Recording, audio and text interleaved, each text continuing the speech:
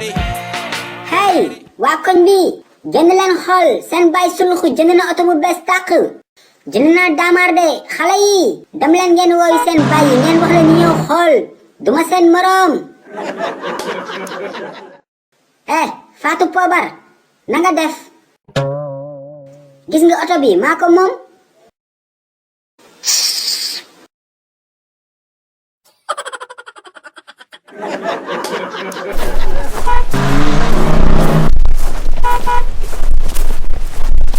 Bonjour, Alaaji Mbuluxu. Jackson biiru maafe na nga def Mais arrête de m'appeler biiru maafe. yow tamit arrête de m'appeler mbuluxu tudduma mbuluxu suluxu laa tudd Ok, garawul. Suluxu donc. Sinon, à qui appartient cette voiture?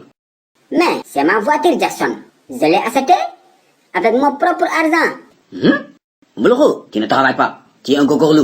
Attention, faut dire l'auto bi. dégg laa la wax laajuma la lu tax nga soxor yow Jackson xanaa waruma am oto man wala ñi ko am ñoo ma gën Mais Mbuluxu, liggéeyu, tu ne travailles pas. C'est la vérité. waa jërëjëf Jackson en tout cas am naa oto te yow amoo oto di nga dox ba sa tëstani jeex de acca jubal fii demal sa yoon ak sa leel bu sori bi Waaye noppil tais-toi. Sa oto bu sonn bi. Lii di mel ni xandarang jazz. kii ku muy waxal xandarang jaas yow xool ko ak biir bu rëy bi muy mel ni Modou Fall Tungune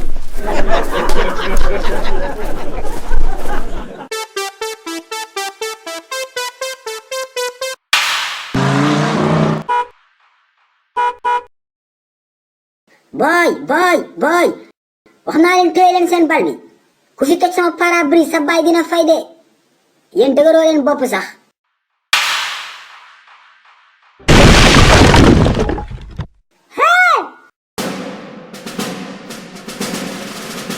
Costa woo leen police amul balma de Costa génnal